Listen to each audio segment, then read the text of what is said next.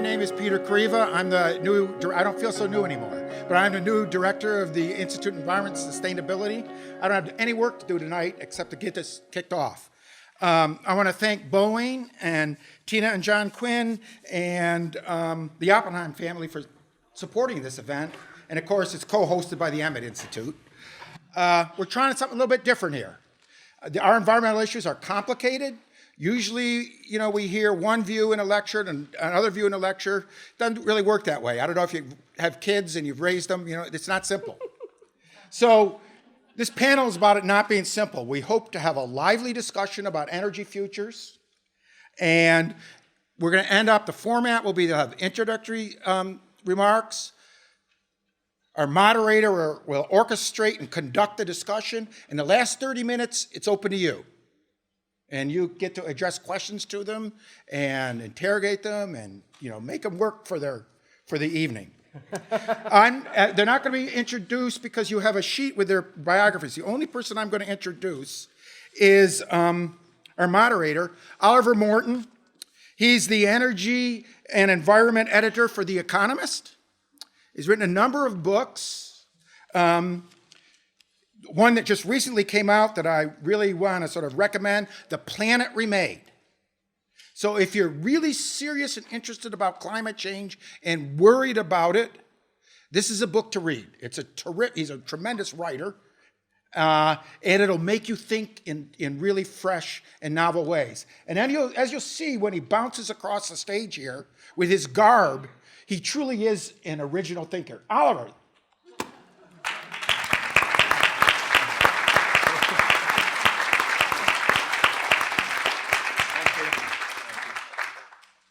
Thanks very much, Peter. I should actually just say, just in case on the live stream, my beloved colleagues, Miranda or Henry, are listening. I'm not actually the energy and environment editor of The Economist. I'm the briefings and essays editor. They do those fine jobs now.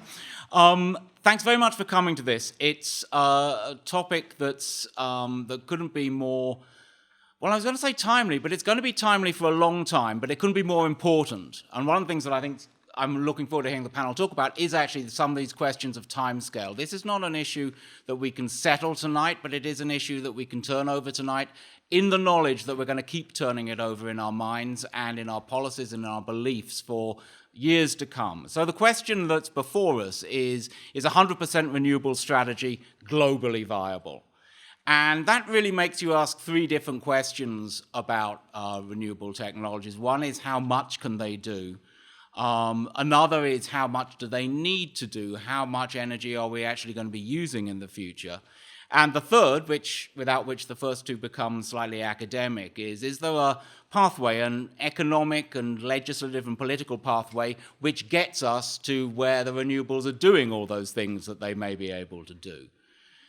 You kind of got to hope that there's at least some of that, otherwise we're slightly wasting our time here. And we do have a context that allows us to hope that, because we do know that in the past, human civilizations have gone through major energy transitions. We no longer rely mostly on the muscles of the beasts of the field to move us around, and indeed, in many cases, we don't rely that heavily on our own muscles to move us around. We no longer, by and large, burn wood or dung or anything else in order to warm our homes, unless it's gas or bunker fuel. We use fossil fuels in a way that we never did 200 years ago, or even just 100 years ago. But when we look at those transitions, and they are epochal, they define the modern history, the post-1750 history of the world very fully, we see that they are complex and they are contingent. They depend on very finely balanced questions sometimes. We also see that they are rarely complete. So the 100% number there is an interesting one to use for an energy transition, because although we don't mostly warm our homes through burning things, we do still burn things. We burn wood. We do still use animal labor for some things, and especially if we use we, as we probably should, to mean the people of the planet as a whole. In fact, let me just put in a bracket there. I may actually get on one of my hobby horses throughout the course of this debate and get a little bit specific about who we mean when we say we, because it's a word that's quite capable of a certain amount of abuse. So I may actually check other people and even myself in overusing that. But as people, as a human species, we do still use animals. We do still burn wood. We do not make complete energy transitions normally. However, this energy transition that we're talking about tonight, the energy transition that we are to some extent embarked upon, is a bit different from those previous transitions in that this is something which, through political will of up to a certain extent, and through a clear-eyed view of the risks that the current climate system poses to us, or the current energy system poses to us through the climate, we are actually trying to make this transition. And by and large, that was not a characteristic of earlier transitions. They were not willed into being by acts of political consensus. At the same time, that might give you a sense that maybe this transition could be quicker or more efficient or more thorough than previous ones, which just kind of happened. There is another side to that, which is that previous energy transitions happened because at least some groups within society had an urgent or pressing or certainly important to them need for a different sort of energy, an energy that could do different things. Steam engines could do different things from the energy that they replaced. Internal combustion engines and steam turbines could do different things. That we have a little bit, possibly a little bit less of in this transition, in this possible revolution. And so we're in a position, we really are in uncharted water. We know that there can be transitions in energy systems. We know that they are brought about by various different, as I say, complex, contingent, and rarely complete historical processes. We don't know at this stage what this one's going to look like and how it's going to turn out. One thing we do know, though, is that predictions of energy futures often look very dubious only a few decades later. So with that caveat, I'm going to ask the panel, as Peter said, to each outline a position that they take for about 4 or 5 minutes, uninterrupted, and then I'm going to try and get them to address the points where they may disagree or to amplify the points where they do agree. And then when we've done that for a little bit, we will start hearing from you, and then we'll get into the really fun bit of the evening. So, with no further ado, I'm going to ask the first panelist, who is Mark Jacobson from Stanford University. Mark. Thank you. So, we've been developing energy plans, clean energy plans for 100% renewable wind, water, and solar plans for states and countries since 2009. Primarily myself and Dr. Mark DeLucci, who's at UC Berkeley, and over 60 other scientists and students. And we've written papers on the order of 15 papers, including 6 or 7 that are specific energy plans that have been reviewed by over 35 peer reviewers in the anonymous peer-reviewed literature. And these plans look at whether we can transition to 100% clean, renewable wind, water, and solar for all purposes. And so we first looked at the global scale, and then we went down to the US scale, and then we went down to individual states, and then we went back up to look at individual countries. So we've developed plans now for all 50 United States and 139 countries of the world.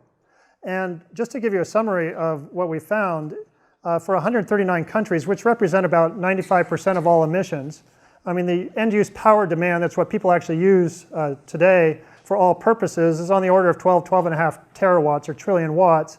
If we go to 2050, that goes up to about 19.5 terawatts. But if we electrify all sectors, that's electricity, transportation, heating and cooling, industry, agriculture, forestry, and fishing, which is what we intend to do through these plans, we reduce power demand, first 32% by the efficiency of electricity over combustion without even changing your habits. That's not even end-use energy efficiency improvements. There's a 32% reduction of demand. And then another 7% we try to squeeze out due to end-use energy efficiency improvements, which is very conservative compared to a business-as-usual case. So we get down 39% end-use power demand. So we have about almost 12 terawatts to satisfy in 2050 of end-use power. And then we say, can we power this 12 terawatts of end-use with wind, water, and solar? That's onshore and offshore wind, solar power, either PV on the rooftops or at the utility scale, concentrated solar power with storage, geothermal power, tidal and wave power, and existing hydroelectric without growing hydroelectric, conventional hydroelectric capacity. And we find that, indeed, we've done plans for all 50 states and 139 countries that we can in all cases, and these are the benefits. We would eliminate, by doing this, we would eliminate global warming as we know it. We can actually, implementing these plans, 80% conversion by 2030 and 100% by 2050 would get CO2 down to 350 parts per million by 2100. Even if we get 80% by 2050 and 100% by 2100, then we still get it down to 370 parts per million. We would create 22 million net jobs over lost worldwide by such conversions. We'd use about 1% of the world's land, 4.4% of that's for footprint on the ground, and about 0.6% is spacing for onshore wind turbines that can be used for multiple purposes. The cost of energy would be, when we account for the storage and long distance transmission that we also examined, is similar to, the cost of energy is similar to a fossil fuel infrastructure in 2050, but because we need less energy, it's actually each person saves in their pocket on the order of $140 per year per person from energy costs. And we also save another $3,000 to $5,000 per year in health and climate costs because we eliminate 4 to 7 million air pollution deaths worldwide. We eliminate global warming as we know it. We stabilize prices because the fuel cost of wind, water, solar is zero. And we reduce international conflict because all energy is local. Almost all energy is local. We don't have to have international transfers of energy like we do now. We have more separated plants, distributed energy sources, so that reduces the chance of terrorism risk or massive power outages like we do now with large conventional facilities. We reduce energy poverty worldwide. 4 billion people are in energy poverty, including 1.3 billion who have no access to energy worldwide. We reduce that. There's little downside. So you might ask, well, why don't we use like nuclear power, which is, I'm sure my cohorts are going to address that, in our plans, and other things like coal with carbon capture. Well, I'll just address nuclear. Part of it is because, first of all, we can do it with what we have, with existing technologies, 98% existing technologies, so we don't need it. And there's a large risk in terms of national security, international security, weapons proliferation, meltdown risk. 1.5% of all nuclear reactors ever built to date have melted down to some degree.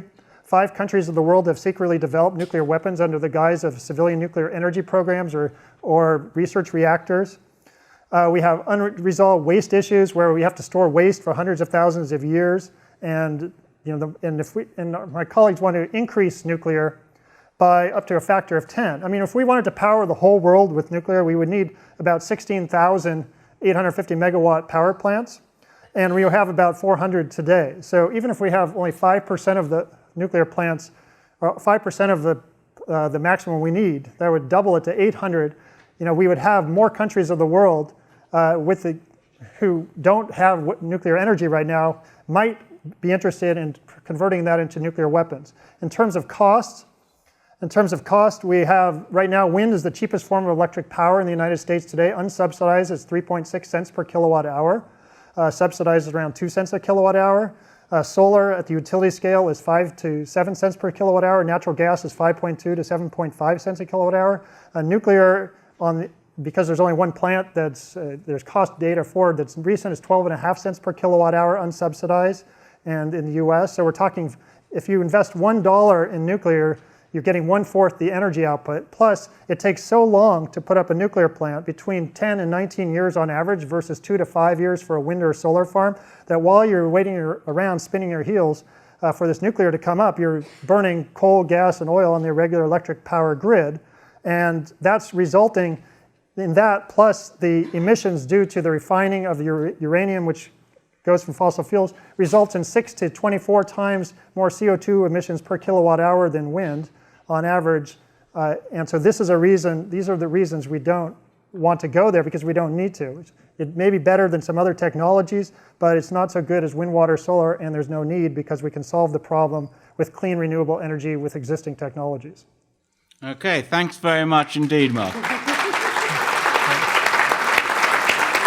Thank you. I'm going to go to the other end of the stage, and I understand about 150 meters across the Stanford campus, to Ken Caldera. Ken. Hi. So I became an environmental scientist and a climate scientist because I'm concerned about nature, and I'm also concerned about people, that people live a good livelihood. And so we need to find affordable ways of solving climate and other environmental problems while providing people with energy services. I'm a climate scientist. I'm not an energy expert, but I read reports from energy experts, and many of these reports indicate that Mark, in limiting his palette of technologies to wind, solar, and hydropower, is oversimplifying the challenges and underestimating how difficult it will be to solve this problem. And so, so to say that a problem is technically soluble doesn't mean that that proposed path is the best way. We can say we can solve the problem of war and strife, and we can get world peace tomorrow. It's just a political problem. Everybody just has to put down their guns. But we don't do that. We engage in negotiations. We try to have incentives for people not to engage in violence. We use every tool at our that we can get a hold of.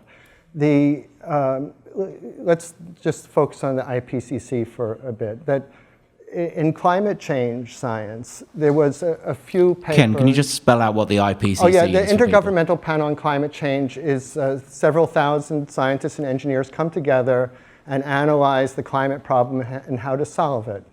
And it comes up with 3 reports. And the first report identifies that the climate change problem is real and very serious. The second report says that the impacts will be dramatic and that adapting to them will be difficult. But the third report says that transforming our energy system will be very difficult, and that we need to use every tool at we have to let every possible tool that could contribute compete on a level playing field and let them all contribute to what they can contribute. For example, and so this Intergovernmental Panel on Climate Change had hundreds of energy experts, collectively with thousands of years of experience analyzing energy systems. And for example, one of their conclusions was that later in this century, we might need to use biomass electricity, bioelectricity coupled with carbon capture and storage, and generate electricity and put some of this carbon underground. In Mark's vision, using these agricultural products and carbon capture and storage is not even on the table. And pushing technologies like carbon capture and storage, bioenergy, nuclear, and so on off the table not only makes the problem technically harder to solve, and also, but it also makes it politically harder to solve, because basically you're telling the fossil fuel industry, you're telling the agricultural industries, the nuclear industries, that you have no participation in any future energy system, and so you should oppose this politically. And you just take several narrow technologies. And so what if these things don't work? What if we don't get good thermal storage? And what if all this pumped hydro can't be deployed? What do we do then? So maybe we want to have a natural gas plant with carbon capture and storage, injecting the carbon underground. Maybe we want to have limited use of bioenergy. So expanding our portfolio of options only can only be better for the environment, because we can use denser systems that don't impinge on the environment as much. It can only be better technically and economically, because if we expand our palette, our portfolio of available options, we can only find better solutions. And it expands the political base that can support a broad portfolio of approaches to try to address this problem. It's like we're going into a boxing ring and we want to tie an arm behind our backs and say, look, we don't want to use all the technologies at our disposal. We just want to limit ourselves to wind, solar, and hydro. And it just makes no sense. It's not 100% renewable. It's not even a good goal. Even if you could do it, if you can get a system that's better for the environment, why wouldn't you want something better for the environment? Hydropower, do we really want dams all over the place? Would you really want wind turbines on top of every mountaintop? Do you, I mean, I'm actually pretty good on solar, but I think I'm actually, if Mark's vision works, and solar, wind, and hydropower is as good for the environment and cheap and easy to deploy as he thinks it is, I'm 100% for it. But if it is that good, it should be able to compete with carbon capture and storage, with bioenergy, nuclear in the marketplace, and it should just win. But we should be going for a broad carbon tax, price on carbon, and let these things compete in the marketplace. Okay. Thanks very much, Ken. The next panelist to speak will be Del Rick from the NRDC, where she's Director of Programs. Thanks. So I guess I'm focusing on the pathway to world peace, where everyone's going to put their weapons down and start building wind turbines and solar panels. So how do we get from here to there? And I'm not sure I'm supposed to do this, but I actually agree, I think, with everything that you said, Ken, because the way that I think of this is not how do we get to 100% renewables, but how do we reduce all the environmental impacts associated with power generation and use worldwide. So from a climate perspective, how do we reduce global warming pollution on the scale and time frame needed to avoid catastrophic impacts in the smartest, quickest, cheapest way? And I agree, I would say you put a cap on pollution. You can translate that into a carbon tax, but what we want is pollution down, not cost up. So pollution down, and then you allow all the technologies to compete against one another. I agree with a lot of Mark's numbers. So if you look at an even playing field and you look at the cost, then I think energy efficiency number one, and renewables will win in that game. And the challenge is, to keep your thumb off the scale of your favorite technology, which could be nuclear power for some, and to make sure that you're looking not just at cost, but the host of barriers that prevent investment in the best solutions that we have available to us. So, you want to internalize costs with the cap, you want to have a level playing field, and then you want to think about what are the barriers. And in this country, in a lot of countries, one of the biggest barriers we have is the way that we regulate the utility industry, which is one of the primary investors in all of our energy resources. So if we have perverse regulatory structures that make it a money loser for utilities if customers are investing in energy efficiency, and that's improving their all of our equipment, appliances, buildings, on the transportation side, vehicles, if that's a money loser, then they're going to be opponents to all of the policies and programs that would get you those benefits instead of your biggest investor. And same on the renewable side. If every time customers put solar panels on their side of the meter, that's a money loser for the utility, then they're not going to be supporting it, and there are going to be all these barriers thrown up in the way.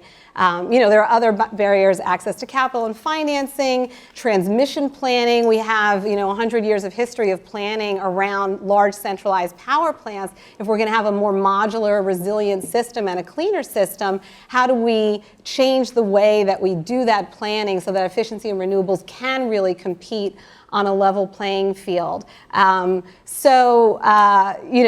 order to get those least cost solutions, those are the kinds of policy levers that we need to be able to design.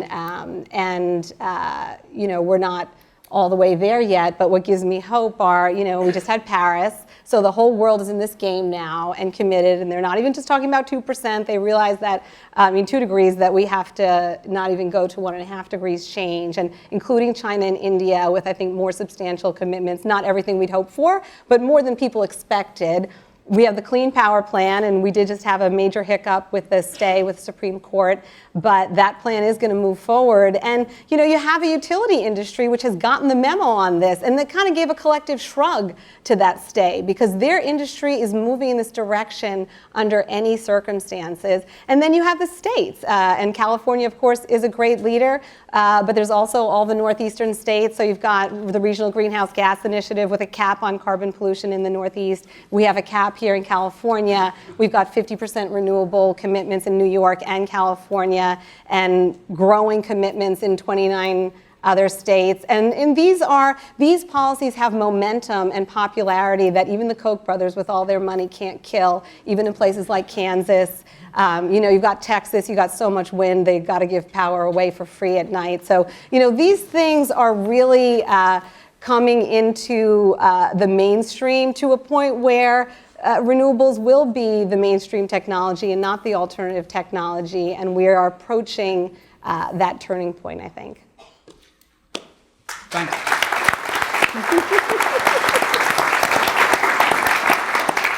Thanks very much. And last, we have Michael Schomburger, who is the Director of Programs at a new organization, Environmental Progress, where he's also, I have to say, more or less everything else as well. Mike, though, is probably better known for having been one of the founders of the Breakthrough Institute, an eco-modernist think tank. Thank you, Oliver. And thank you, everybody, for coming. So those of us that hope to make it to the year 2050 have the chance to see something really amazing, which is that there's the possibility that every human being on Earth will be able to live a life of basic material prosperity. And that's a pretty amazing thing when you think about the fact that we've been around for 200,000 years. In 1820, 85% of us lived in extreme poverty. Today, just 15% of us do. That's an amazing possibility. The other thing that could happen is that overall humankind's negative environmental impact could peak and decline. And this follows the same pattern everywhere in the world. People go from being subsistence farmers who depend on wood and dung to getting jobs in cities, usually at factories or office buildings. They tend to have fewer kids, invest more in them. Pollution rises, all forms of pollution rises at first in cities, but then it peaks and declines. Pittsburgh, 1940, smoke filled the streets. Beijing today, Delhi today. But over the last 40 years in the United States, pollution has been going down. All forms of conventional air pollution except for one, and that's carbon dioxide. But here's something that's amazing. In the United States and in many European countries, now our carbon emissions have peaked and are going down. And much of that is from our transition from coal to natural gas. That's a vision that I think should be inspiring to all of us, this vision of universal prosperity and more room for nature. So here's the challenge with it, is that to get to that, as Mark mentioned, there's still 2 to 3 billion people that depend on wood and dung as their primary energy. Going to build a lot of hydroelectric dams in Africa. They've got a lot of natural gas. Some of them will be able to leapfrog coal and natural gas. But everywhere in the world still, and a major study just came out of 76 economies, the amount of energy we consumed is precisely coupled with our per capita GDP. In other words, the amount of energy it took for us to be making $50,000 per capita in the United States is the same amount of energy it takes the Chinese and Indians. In fact, it takes the Chinese and Indians a little bit more energy. So energy and quality of life are coupled. That's why a lot of us think that energy will likely double or triple globally by 2050, towards the end of the century. In this process, you see some really exciting things happen. People move to the cities and wildlife returns. Forests grow back when people don't need to use them as their wood fuel. In the United States and Europe, our forests have been coming back for 100 years. Our wildlife has been coming back to the point we have so many more conflicts. And as I mentioned, the big challenge as we move, as is the final pollutant, CO2, we've got to get that number to 0. And you can see a pattern here. We're going from more carbon-intensive fuels, wood and dung, to coal, to oil, to natural gas, to uranium, which is what we use for nuclear fission. Higher power densities in each fuel with fewer pollutants and waste. So when you think about any kind of productive process, when it comes to the environment, it's really simple. You want the least amount of nature, or what we call natural resources, coming in. You want the most product, or whether it's electricity or shoes or anything else coming out. You want the least amount of waste and the least amount of, hopefully, zero pollution. And what you find is in that progress, that process of wood and dung, to coal, to oil, to natural gas, to uranium, that's exactly what happens. Declining carbon content, declining pollution content, smaller amounts of natural resource are required to produce more power. To give you an example, just not far away from here, the last nuclear power plant in California, called Diablo Canyon, on 3 football fields area size, it produces power for 3 million people. To produce that same amount of power with solar, you would need over 100 times as much land. To produce that same amount of power from wind, you would need 500 times as much land. I rely on the IPCC for the data and the numbers I'm going to be citing tonight. Mark's numbers are not IPCC numbers. And you can just look that up after we're done here tonight. Does uranium fuel, does it scare people? Sure. Do vaccines scare people? Absolutely. Do we get over our fears? We do, when we realize that those fears put us at risk. We can't let irrational fears put us at risk.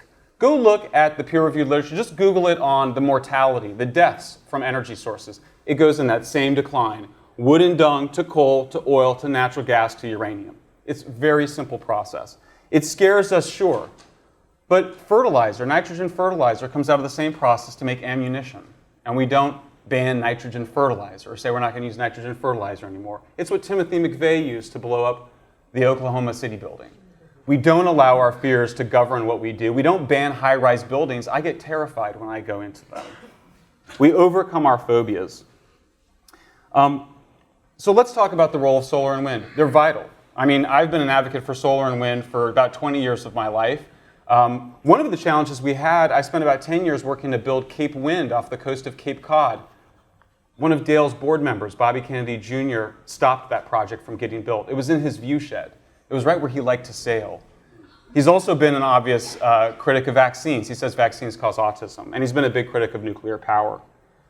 So can solar and wind play a role? Sure, but the opposition to solar and wind comes from, you guessed it, people who are concerned about the natural environment. That's where it comes from in California. Local Sierra Club chapters sue to stop solar farms. And I'm not saying it's a wrong thing. I'm not saying it's a right thing. These are local land use issues. But the idea that you can scale up a power source that requires so much more land and to put all your eggs in that basket, I think is a risky move when it comes from a climate perspective. So let's talk about the economics of this.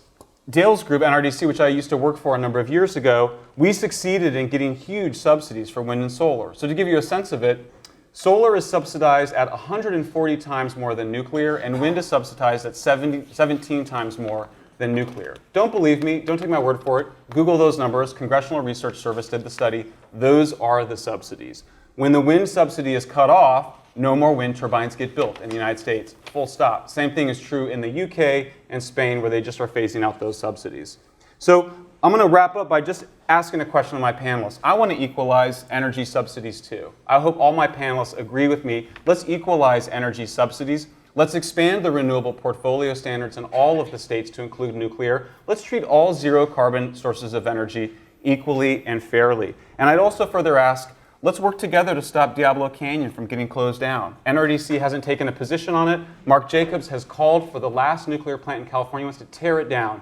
That plant produces more power than all of our solar in the state, which has taken 20 years to build up. It'll put the equivalent of 2 million cars worth of carbon dioxide pollution on the road overnight. How often do you get a chance to prevent that much carbon emissions from going up? So I want to invite all of you as well to please join me in saving Diablo Canyon and preventing California from going the wrong direction on climate change. Thank you very much.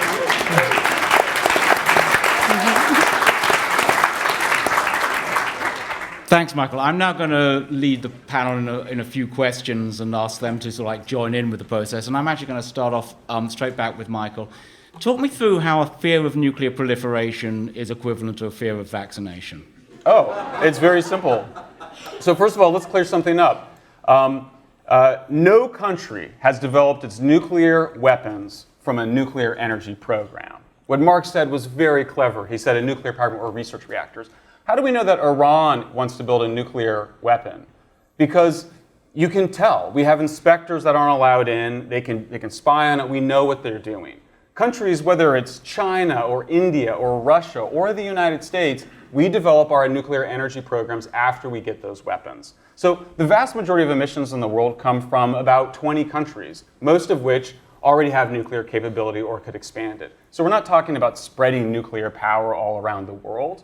My wife is a public health sociologist. She studies how people die. And I tell her the mortality numbers from all energy sources, and she kind of laughs. Nuclear, of course, is the best. How can we say that nuclear radiation is a public health problem when it kills nobody? I mean, Chernobyl had no containment dome. It had a huge fire, and 50 firefighters died. And we can extrapolate that maybe a few thousand people got cancer. but nobody dies from the radiation of Fukushima. What kills people? Panic, radiophobia, fear-mongering. They evacuated hospital intensive care units. That's what killed people in Fukushima. So it's do not let our irrational fears of this technology put us at risk. That's what I would say. Okay, Mark, if Mike's right that you called for Diablo Canyon to be closed down. It's in Mother Jones magazine. Could you explain what the advantage of closing down a working nuclear plant is? Yeah, I'm going to first take a page of debates and respond to some of the misinformation. So both Mike and Ken have stated that IPCC has blessed nuclear power and think it's such a good technology that we should just let it ride. So I'm going to quote IPCC. These are the exact words. IPCC 2014 Executive Summary, page 517, if anybody wants to look it up. Barriers to and risks associated with an increasing use of nuclear energy include doesn't say A, but it says operational risks and associated safety concerns, uranium mining risks, financial and regulatory risks, unresolved waste management issues, nuclear weapons proliferation concerns, and adverse public opinion. And then they put in parentheses, robust evidence, high agreement. So this means IPCC is in total agreement almost that there are weapons proliferation risks with nuclear energy, and there's waste risks, and there's all these other risks. Another thing, Ken says that IPCC says that we should try everything. Okay, but I'm going to again quote IPCC. They state that although nuclear is one option and carbon capture is another option, they quote, a combination of some, but not necessarily all of the options is needed. So they do not say that we definitely need it. They say, okay, it's one option to consider. To the claim that our work wasn't referenced in IPCC, it was. We actually have our papers cited in the IPCC documents. And they're right here, and they even, I'll find the quote in here in a few minutes. With regard to hydroelectric power, we don't add any new hydroelectric power, conventional hydroelectric power.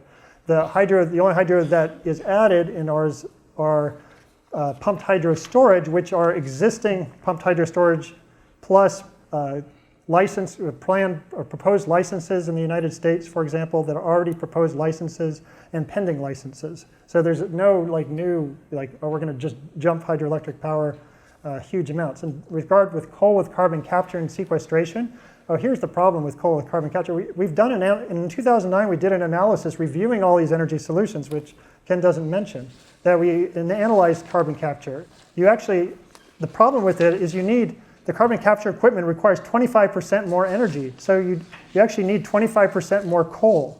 And so you have to mine and transport 25% more coal, and you don't reduce any of those emissions. So although you reduce 85 to 90% of the emissions at the stack from the coal-fired power plant, 1/3 of the emissions don't decrease, but they actually increase 25%. And plus, you don't reduce any of the other emissions associated with coal, including the sulfur oxides, the mercury, the hydrocarbons, the carbon monoxide, the particulate matter, and we're concerned about the 4 to 7 million people who die every year from air pollution. You would actually increase air pollution with coal with carbon capture, as it's known today, 25%. And so it doesn't even exist at any commercial scale worldwide. So the Arctic ice is disappearing so rapidly, it may be gone entirely within 15 to 20 years.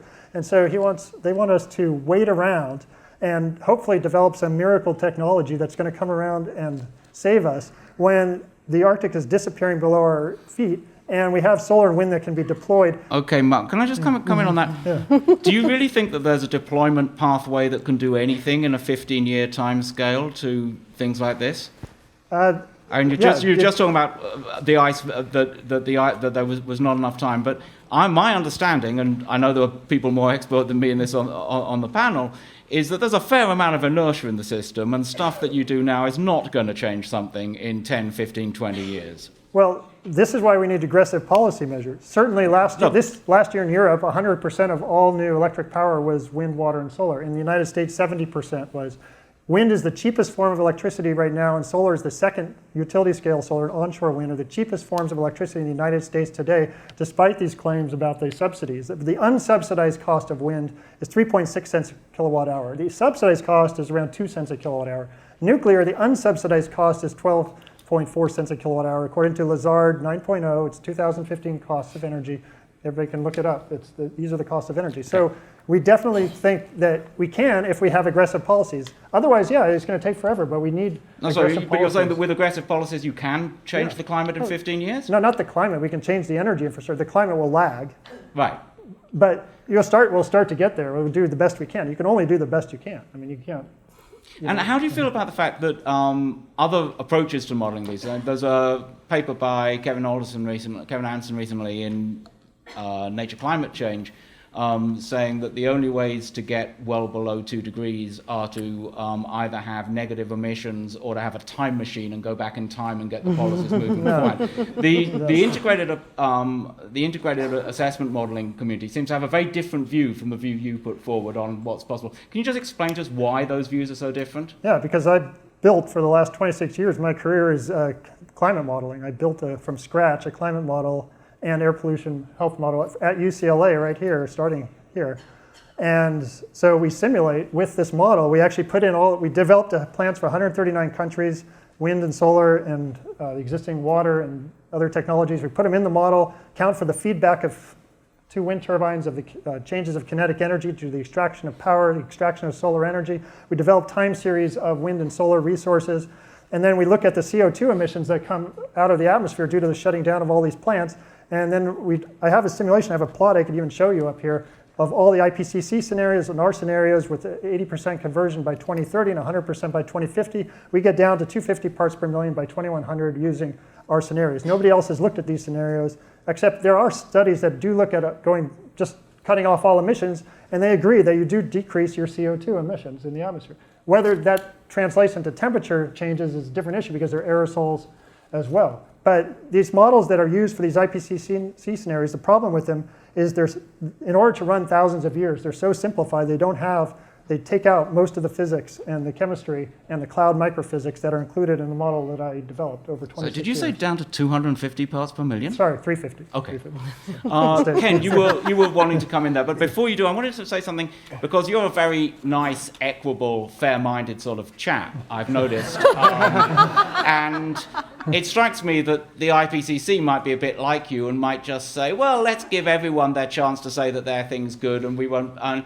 the fact that the IPCC, basically the chapters of the IPCC Special Board on Renewable Energy were largely written by people interested in those particular energies. So of course they found that all the energies had something to offer. Isn't going along with that just really not having the guts to do what Mark's doing and doubling down on the ones that really matter?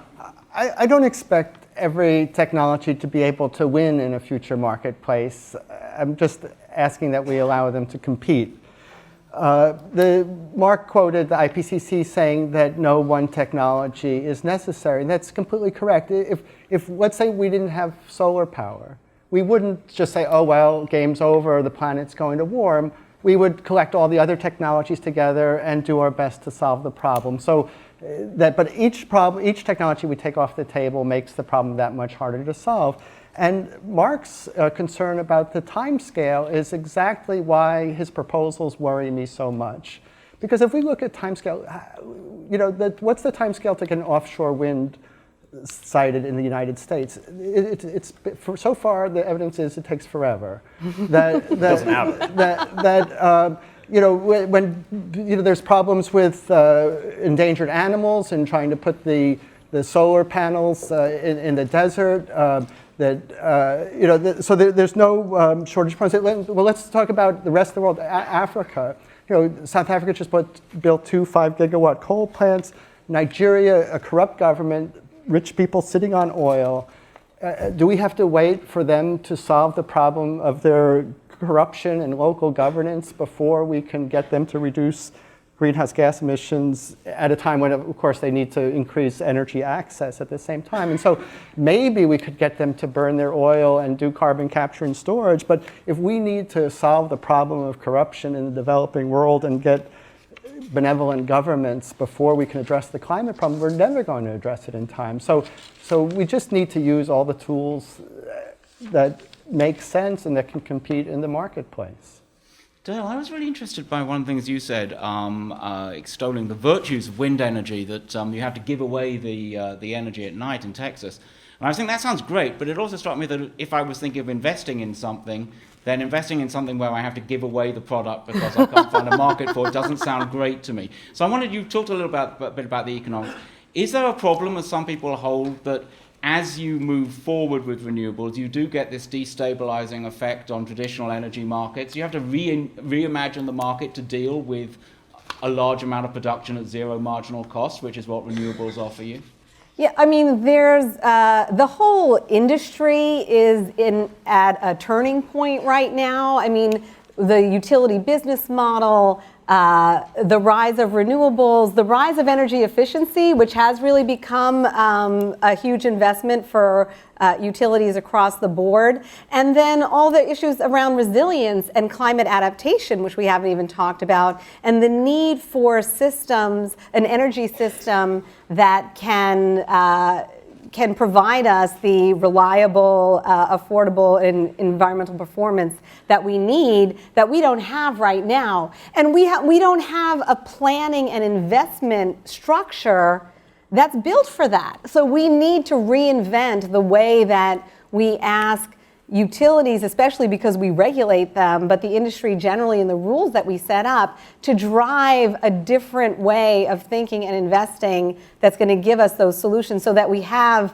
the least cost, which we don't have now. I mean, that's not a rational setup, right? And even things like there was just a NOAA paper that Mark commented on around having more high voltage transmission. And it's just one option, but you know, we're broken up into regional markets. So the wind is not where the population centers are. So, you know, what does an investment strategy look like in terms of building out the grid to address that so that you don't have these mismatches of where the power is and where the people are, and you can connect them, and you're doing this in a long-term, I mean, energy is a long-term investment planning scenario. You can build wind farm, not offshore, but you know, wind and solar, and especially energy efficiency, you can build those out quickly, but the planning in advance does still take a lot of time.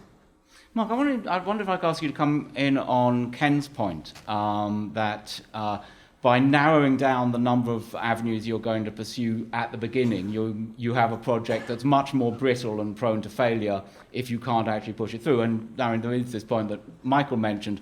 When subsidy regimes change, so does deployment of renewable energies. It's certainly true that, you know, Spain has something like 27 gigawatts of wind power, but only 1% of that came in the last 2 or 3 years, because basically that whole process has stopped. So the question was, what this brittleness? Is it from Mark? From me? Or No, this was from Mark. Oh, me.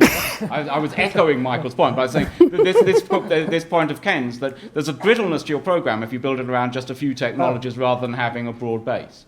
No, I disagree, because when you have plenty of something and it's low cost now, for the most part, I'm not saying every technology that we're proposing, like offshore wind, is more expensive right now. Of course, but it's, you know, when you deploy it, you can either deploy or you can spend money on research, okay? So if you start deploying things, because of the mass deployment, costs come down and there's automatic money goes into more research and dropping the cost further. And this is what we've seen with solar especially, but also wind.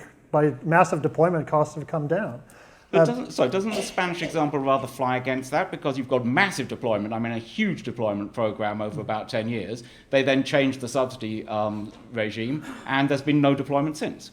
Well, it's certainly, I mean, policies are, I'm not saying it's going to happen on its own. We need policies to be put in place, and aggressive policy. We have to decide collectively as a society, do we want to do it or not? I mean, it's not just going to happen by itself. It does need that level of subsidy that's now been taken away from it. Policies. I mean, subsidy is one type of policy. It needs aggressive policies. It could be mandates that we have a certain percent of renewable energy or a certain percent each year.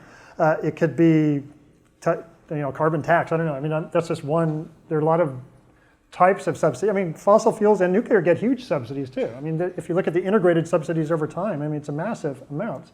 So subsidies are not bad, especially because the benefit is health costs alone in the United States, 63,000 people die every year still from air pollution, despite it that it's gotten better.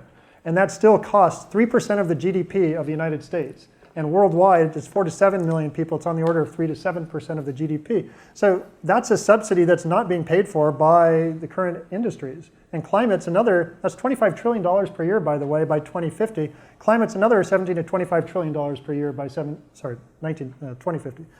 By 2050. So these are subsidies that really calculate out to about $3,000 to $5,000 per person per year that we're subsidizing these industries by. And so, if we have to subsidize some of these technologies to get them to market faster, to drop their price, that's certainly a benefit compared with the cost. I mean, there's the business cost and then there's the social cost, which includes the business plus this health and climate cost, which we all pay for these health and climate costs. I mean, higher insurance rates, higher hospitalization rates, higher workman's compensation rates, lost work days, lost school days, emergency room visits.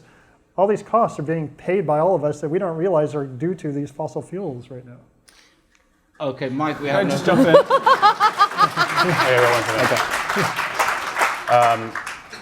So in the early 1800s, there was somebody named John Etzler who wrote a book saying, we can power the whole world on wind, water, and solar. It was this fantastic vision. He wrote a pamphlet on it. He ran around the country preaching it. Ralph Waldo Emerson read it. He said, this is very interesting. He said it to his friend Henry David Thoreau, and Henry David Thoreau read it and said, this is horrible. This would destroy the natural world because the energy densities of wind, water, and solar are so low, it would require destroying nature as we know it. That was Henry David Thoreau's conclusion from it. It's just as true today. In the early 60s, the Sierra Club was in favor of nuclear power in this state. Why? Because it's zero air pollution, zero water pollution, tiny land use footprint. Ansel Adams was in favor of it. Will Seery was in favor of it. It ended up dividing the Sierra Club. Why? There was a small group of very misanthropic Malthusians. They did not want immigrants coming to the state. They did not want people coming to California. They did not want immigrants or migrants coming here. And they saw cheap, clean power as a way to enable that. And so they fought Diablo Canyon in California. It divided the Sierra Club. Friends of the Earth was created. But they figured out that it actually wasn't a very good argument for the public to tell them that we want to stop that plant because we don't want cheap power, because we don't want growth. So they switched. They said, it's dangerous. They said, it'll cause a meltdown. And they made up all sorts of other reasons. This is in two wonderful histories of Diablo Canyon you can find anywhere. What's happened over the last 10 years is that people like Stuart Brand, Bill Gates, Barack Obama, Jeff Sachs, environmentalists all around the world, the former head of Greenpeace in the United Kingdom, Mark Linus, Ken, me, we've changed our minds. We got over this irrational fear of this technology. And we did it because when I look at India, in Mark's plan, Indians who consume 15% of the power we consume per capita, in Mark's plan, Mark would have the Indians consuming less power. Ask yourself about the social justice implications of that. I'm about to go there, and I'm going to go out of my way to explain to them that I am absolutely opposed to anybody setting limits on how much energy that poor countries can use, given how much energy that That's a nice point. Actually, that's something I wanted to bring out to the panel in general. Yeah. Can I just make one last point? No, just really quick. No, at the moment you can't. Maybe you can later. But I just wanted to ask people, everyone, what do you actually think? And I think Mark, in his opening remarks, actually said something about this. What do you think total energy demand in 2050 looks like compared to today worldwide? And I just want very quick, basically numbers, ratios, from all of you. How does total energy demand in 2050 compare to total energy demand today? I'm going to start with Ken. I don't have exact numbers, but let me guess more or less doubling from today. Funnily enough, that's also what you've said in a paper, so good. Well done. Consistency. Michael. Doubling. Dale? I don't have a number. I'm sure it's going to go up, but I want to just emphasize one disagreement I have with Michael on this point, which is the permanent coupling of economic growth and energy consumption, because it's really energy services consumption and not because of energy efficiency and our ability to use energy more wisely upstream and downstream. That the increase in energy use doesn't necessarily translate into doubling power generation, for Okay, example. Mark, on total primary energy demand in 2050. Well, we look at end use energy, what people actually use, and it goes up from 12.5 to 19, and around 19.5, 12 to 19.5 by 2050. If we don't electrify, if you electrify, then it just goes down 32%. And maybe I could ask you to respond to Michael's point about energy use in a country like India, or indeed India, or 1.4 billion people of it. Yeah, I mean, he's confusing the fact that when you electrify, you reduce power demand by 32%. It has nothing to do with changing your habits. That's what you're confused about. It's not, you're not reducing we assume there's a growth of energy demand in India because the population goes up and things go up, but when you electrify, you have less energy demand everywhere. This is the nice thing about electrification. So he's wrong. He's absolutely wrong. I'm confused. You're saying that we we consume less energy now that we have electricity than we did before we had electricity? No, in primary energy, if you take gasoline in your car, it's only 17 to 20% of the energy in gasoline goes to move your car. The rest is waste heat. So when you have an electric car, 80 to 86% of the electricity in the electric car goes to move your car. So you need 1/4 to 1/5 the energy to drive an electric car compared with a gasoline car. So you save. You basically, that's why it only costs 80 cents a gallon equivalent to drive an electric car, whereas a gasoline car, well, before the price went down, was $3 to $4 a gallon. It's because you use less energy. So Mark, are you saying that, okay, but let me just get are you saying that per capita, in your plan, do you allow Indians' per capita energy consumption to go up or not? Yeah. It does? Well, I don't know the exact number, but it goes up according to EIA and IEA projections. We use IEA and EIA projections for future 2050 demand, and so it's whatever the international IEA and EIA. Look, I mean, Indians they tell you they would love to be able to power their whole country on solar.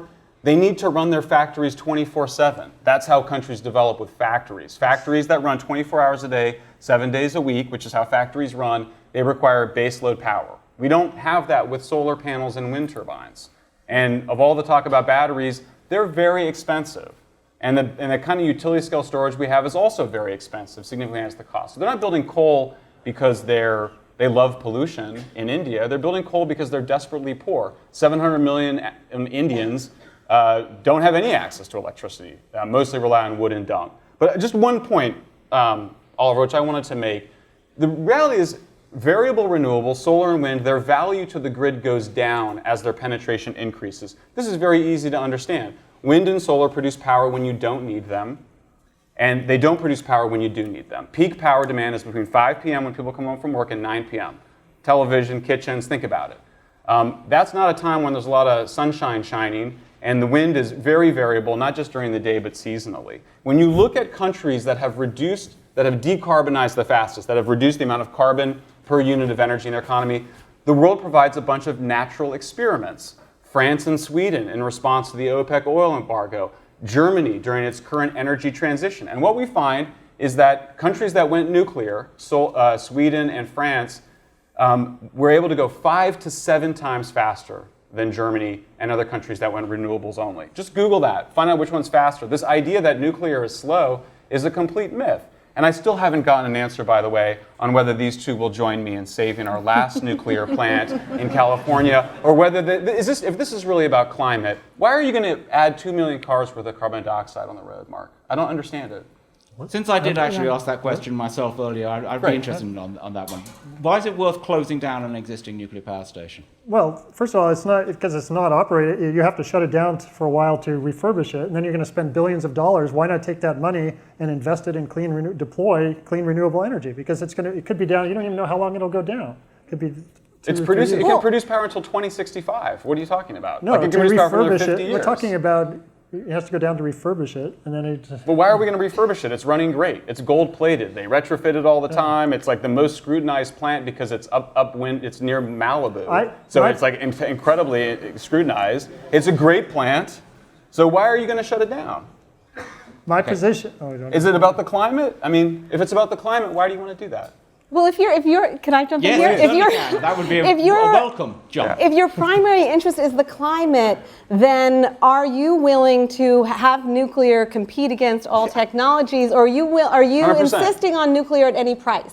Dale, your organization, and I know because I was involved in doing it, you got the subsidy regime that's 140 times more subsidy for solar, 17 times more subsidy for wind. The RPS right, so is, but well then that's just, not it's very answering the easy. question. No, it's very easy. NRDC, all you need to do is put out a press release tomorrow saying, we are in favor of expanding the renewable portfolio standard in every state in the country to include nuclear. Why wouldn't you include nuclear in your renewable portfolio standard? Because nuclear is a mature technology that's had 65 years of intense government support. And if you look at the cumulative numbers of subsidies for the different technologies, you're looking at right today. And, you know, renewables are on the verge of becoming mature technologies, but they're not there yet. And there's a Solar host of voltaics- market barriers Okay, not that you, we're Michael. still talking about. And when you are asked the cost question, you go to the differential of subsidies today. You don't answer Mark's question about 12 cents versus 2 cents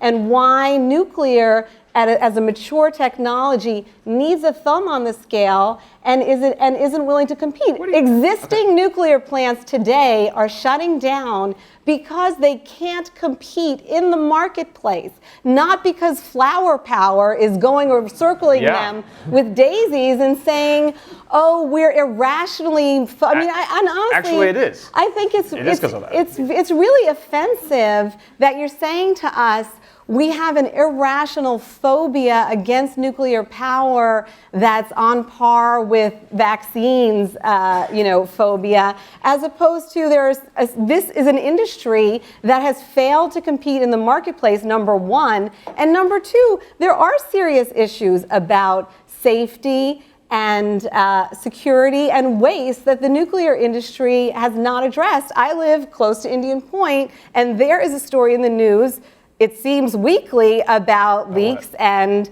the failure to run that plant properly. Now, most plants, we've got 100 plants in this country, run well, and most of them are going to continue to operate, for the foreseeable future and be part of the mix. But they're already not even existing plants on the rocks just for economic reasons. And in terms of new build, no market is choosing nuclear. Any new build that's happening, and there's really only one, is because you have captive ratepayers who are paying because a regulator is deciding to make that You're investment. talking in the US there, yeah? I'm talking the US, yes. But I'm trying to... This is just, there's just facts that are wrong here. I'm going to ask Dale a very specific question. I'm then going to give Ken 30 seconds to say something, and then I'm going to come to the audience. But Dan, I was interested.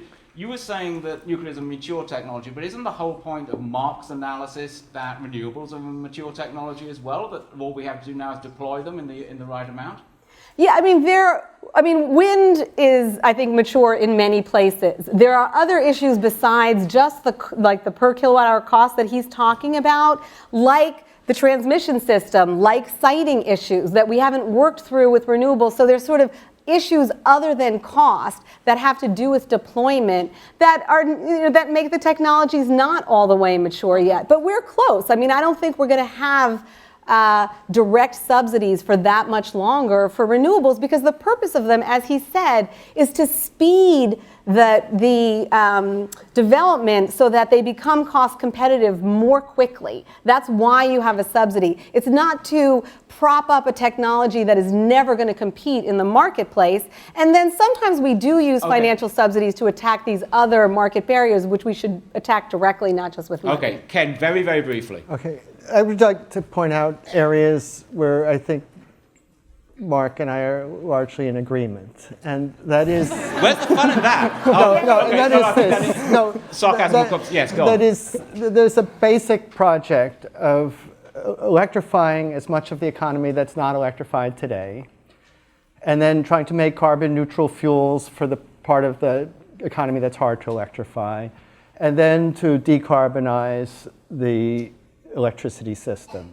There were recently reports both from the National Renewable Energy Lab and from NOAA, like Chris Clack and others, that said that with heavy dependence on renewables, we can get 80% reduction in CO2 emission out of the electric sector. And so a lot of the debate is really about this last 20%. And Mark, as I understand his work, seeks to solve this problem by having a massive increase in pumped hydro storage and a massive increase in thermal storage. And whereas these models from National Renewable Energy Lab and NOAA use natural gas backup, basically have a fossil fuel backup, And so I'm just skeptical that all of this pumped storage and thermal storage is really going to work the way that Mark thinks it's going to work. And I want to have things like carbon capture and storage and nuclear and biofuels available in case the situation isn't as rosy as Mark thinks it is. Okay, your skepticism is noted. I'm going to go to the audience now. We have microphones which I think are not microphones that move around, nor are they moved by other people. So I think you have to move to them. Yeah, and you can also wave to me, but I think, in fact, you're going to have to queue behind the microphones that are there. I would suggest that you queue behind the one in the middle as well. Okay, yeah, okay, there we go. Over there, please. I'm not necessarily going to take all the questions all at once, so just make your question, and please, quick questions, not position statements. A little reality check. I run an engineering company, a couple of statement of facts. Mark, you should be president, by the way. Sweden and France are actually reducing the amount of nuclear power that they're generating. Facts. A good friend of mine works in decommissioning nuclear plants in Sweden. Two renewable energy sectors that were not discussed, or I missed because I came in late and I apologize. One of them has to do with geothermal power. That's one that's dispatchable, it's 24/7. The other one that we have not talked about, and which I think has a major role to play, is high-altitude wind energy. High-altitude wind energy is consistent and much more powerful than surface wind energy. There's technologies out there that have been developed, for instance, in Germany. That is dispatchable, that's 24/7. Higher, more consistent, more powerful. Okay, thanks very much. Thank you. Question there. Mm-hmm. All the discussion so far has been about reducing the carbon footprint and increasing renewable energy use, assuming energy consumption increases. What about the discussion about decreasing energy consumption, changing the economic models so that we're not consuming more energy? Okay, over there. Mark, at one point you were running a paper that you included in nuclear's carbon emissions the incineration of cities, which will result from the inevitable nuclear war which will follow. To me, that sounds just ridiculous, and I really wonder how you justify that when the Megatons to Megawatts program has been doing exactly the opposite over the last 10 years. They've taken 500 tons of highly enriched uranium from the Soviet Union and turned it to electricity. How do you justify that? Okay, thank you very much. There's a bunch of nice questions there. I'm going to distribute them semi-arbitrarily. Michael, tell us why Sweden and France are getting rid of closing down part of their nuclear program. Ken, if you could tell us what you think about geothermal and high-altitude wind. Dale, if you could talk about decreasing consumption. And Mark, if you could talk about the nuclear war question. And I would say you should all do it all at once to go parallel. But I would instead, Ken, tell us a little bit about those two other energies that since you are the broad portfolio man. Well, Mark has also written on this. The most concentrated, abundant renewable energy source on Earth is basically the jet streams, and the power densities can be tens of kilowatts per square meter. And obviously, it's technologically very difficult to get wind turbines into the jet streams, but I could see eventually that being a primary energy source for society. Geothermal, my understanding is that where the hot rock is close to the surface, it's economic, and there was an MIT report that said if we can get drilling costs down, that it could become a major source, but right now, the going down to that deep rock is expensive. So I think, again, it's a cost thing. I think for the high altitude winds, there's just an engineering thing. For geothermal, largely cost. Okay, Mark, I'll ask you to comment on that too. But Mike, the French, the Swedes. Yeah, and I'll just throw in just as a freebie, solar panels were actually demonstrated in the late 1800s. Wind turbines are hundreds of years old, and nuclear power was invented in the 1950s. So which is the new technology? California should not be a model. Our emissions actually declined slower than the national average since 2000. Energy Information Administration, all the data is right there. Why? Because we closed down one of our nuclear plants and we had a drought that reduced. And the French and the Swedes. And the French and the Swedes, there's a political faction that says that they want to move away from nuclear, but that's not what's happening. In fact, there's already a movement among climate activists in both countries to keep their plants running, just as there is here in California. Okay. So the question Yes. about what shouldn't we really be concentrating on decreasing consumption? Yes, absolutely. I mean, that's Well, that was easy. already the least cost choice. And in the last less than 10 years, the utilities have tripled investment in efficiency. And that's why we have demand really flat, even though the economy is growing historically. Demand and economic growth went up together, but still half the states are doing almost nothing. So the low-hanging fruit on energy efficiency is enormous. And in our analysis, we think that we can have demand by 2050, and then you have a much smaller pie that you need to convert into renewables. And then when you increase electrification in order to electrify transportation sector, you just have a lot more room to work with. So, but that efficiency, both in the transportation sector and in the buildings, equipment, and use sector, is enormous potential that we've just scratched the surface on. That's a US/developed world sort of perspective. Yes, those are US. Okay, Mark, two things. One was this question about the effects of nuclear war. The other one was I just wanted to do a crass journalistic version of the geothermal high-altitude wind. If you had to choose one, which is the one that you would really love to see? Well, we already include geothermal in our plans, but not the necessarily really, really deep geothermal, but California has a lot of geothermal west.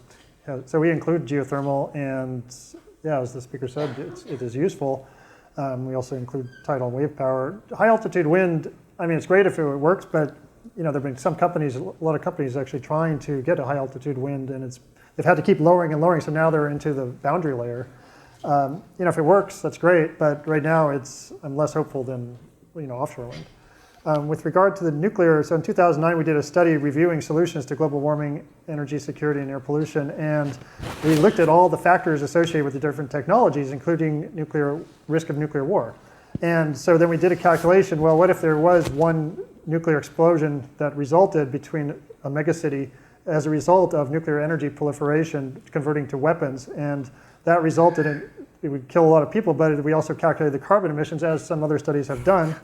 But it wasn't a lot. I mean, it was, and then we did a risk. Well, because that's what you do when you look at climate. You look at risk. What's the probability of something? We had a probability from 0 that it wouldn't happen at all to a probability that we would have one. We could have one in 30 years. But the overall emissions from carbon were on the order, in the maximum case, was like 4 grams of CO2 per kilowatt hour, compared to up to between 60 and 180 if you look at everything else, the life cycle plus the opportunity cost emissions. So it was a really trivial amount, but of course the number of people killed would be huge numbers. Okay, thanks very much indeed. Okay, Yusa. Well, despite some differences among the panel, among methodologies, I don't think there's any substantial disagreement on the need for renewables and reducing our carbon footprint. But if we had this conference in another state, I think somewhere around half of the country would completely disagree with that. And it seems like California is doing what it can, but a lot of these policies need to be done on a national level and an international level with the U.S. as a leader. And we've reached we're at complete gridlock.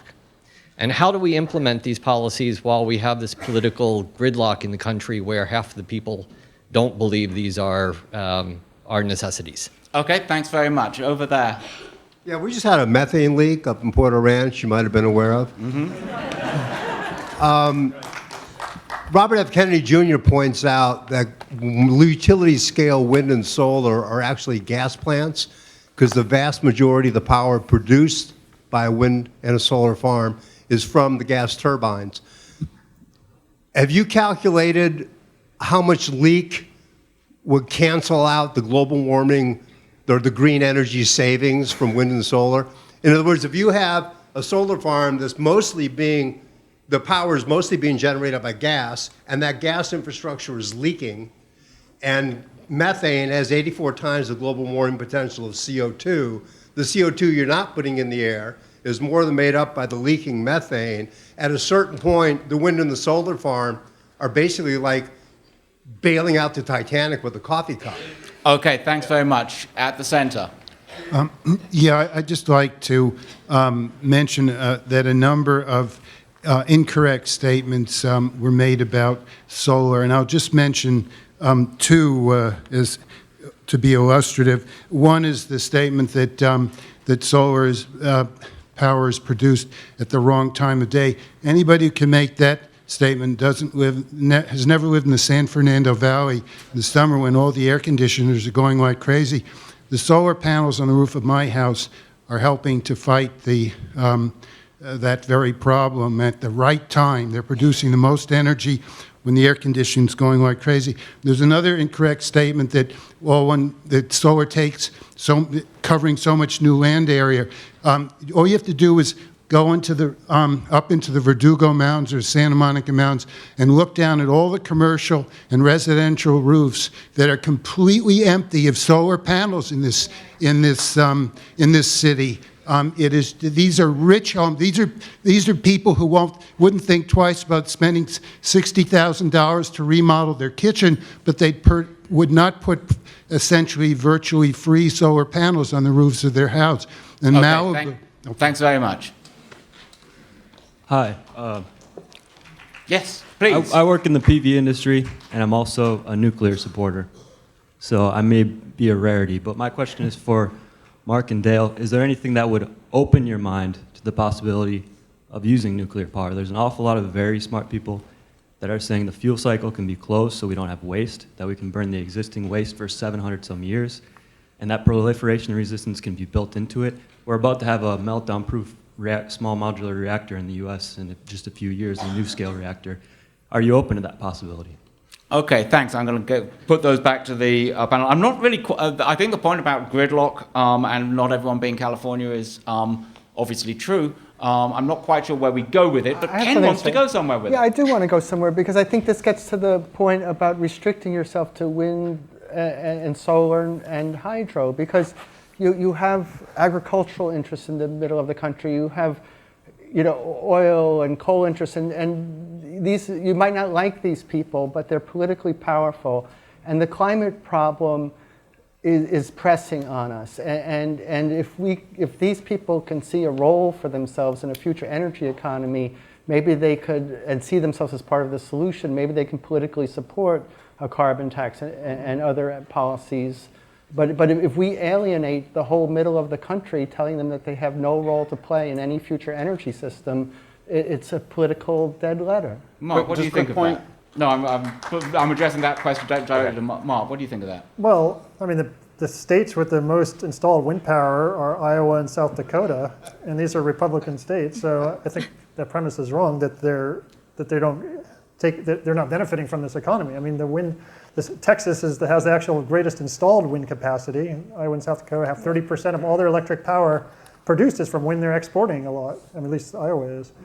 And I think there are businesses. There are 100 businesses that want to go, all over. Walmart, for example, wants to go to 100%. Microsoft and Starbucks and Johnson & Johnson, all these companies want to go to 100% renewable energy for their own stores, and they're all over the country. There's a big movement to transition to clean renewable energy in every state. I mean, some places are going to be slower than others, but the economics are so good. I mean, even Georgia and places in the South are starting to see they're missing out. You're either going to be going along and benefiting from this transition, or you're going to be missing out. So I think because the finances right now are so good, that's actually helping to transition in places that you would not normally expect. There was an article this morning about a new solar thermal plant in Nevada. And the article is saying that the cost of electricity is 2.5 times more than natural gas. And so this idea that solar without subsidies can compete with natural gas, it just isn't right. Can I clarify that? Can I jump in on that point too? You can jump in very quickly and then Mark will come back on it. Yeah, so 2/3 of the cost of your solar panels on your roof are subsidized by taxpayers and ratepayers. So to the gentleman that asked the question, you're welcome. I'm paying for some of your solar panels. And that's fine. I'll keep paying for your solar panels, but please, let's just keep Diablo Canyon running.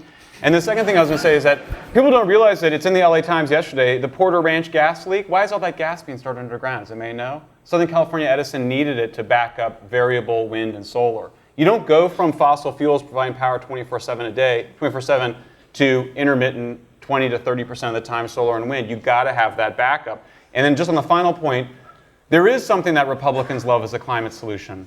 It's nuclear power. Lamar Alexander proposed 100 nuclear plants in the United States. John McCain proposed nuclear plants as part of cap and trade. And Dale's group actually killed that proposal and made McCain so furious that he won't be involved in climate legislation ever again. James Inhofe, our most famous climate denier, is in favor of nuclear power. Jump. What's that? Really quickly, I think Ken is referring to Crescent Dunes, which is a concentrated solar power plant with storage, which is 13.1 cents per kilowatt hour, but you have to compare that with a gas peaker plant, which is between 15 and 22 cents per kilowatt hour. Conventional gas for combined heat and power is 5 to 7 cents, but not for peaking. Peaking is much more expensive than even CSP with storage now. And now even that CSP plant, the next one is going to be 9 cents a kilowatt hour, according to the company that's producing it. And Mark, could I bring you in the question that was from over there about where the leaks from gas that is used to back up renewables gets rid of their benefit? Well, in our plans, there's no gas for backup. We do everything with wind, water, solar, and low-cost storage. So when we electrify everything, it turns out that it's a lot easier to match power demand on the grid because you have more flexible demands. You don't need to connect a wind turbine to an electric car to run it. Okay. You get batteries. So in fact, you don't need gas in our system. And then the last of those questions, Dale, was what would open your mind to the glories of the atom? Well, first, I just want to go back to the gridlock because I want to emphasize for Californians may not be aware how much traction clean energy has among Republican citizens and among states across the country, especially renewables. I mean, people love renewables, and not just in Iowa and South Dakota and Georgia. And there are really great policy leaps that you can see in Michigan, even Ohio, Arizona, where sort of the states that are latecomers to the party have really taken leaps and bounds and sort of give the lie to the idea that everything is just only happening on the coast. On the nuclear, I mean, this is what I was saying before in my comment about why I find some of what you're saying offensive. There's not a religious, hysterical objection that's not based on facts or information. That's an objection to nuclear power. It's actually based on factual information. So I'm open to new technologies. I mean, we've been promised the next generation of nuclear power for 25 years. It's a unicorn. When it's not on a PowerPoint presentation and it's real and Wall Street wants to invest in it, and by the way, you're addressing the real, climate is a huge issue. It's not the only issue. There are other issues that we care about in terms of living and breathing and surviving in society. And when nuclear addresses all of those, I am here, and I think similar to what Ken said in the beginning, I want performance-based policies that drive investment in clean energy solutions that meet the pollution reduction goals that we have at the least cost. And if nuclear can do that, then I am open to looking at that. I haven't seen it, and I don't see it now. Okay, I'm going to go for another set of questions. Lady at the center. Hi, thank you for this very enlivened debate. I work at the UCLA Luskin Center for Innovation, and we're currently partnering with the School of Engineering in developing a new technology that takes waste CO2 from power plant flue gas and uses that to make a CO2 neutral building material that could replace cement, which is the most widely used building material globally. I am interested in hearing your thoughts on new technologies such as this, if they were economically viable and could compete, and what problems you may foresee in pursuing new technologies of this Okay, gentleman over there.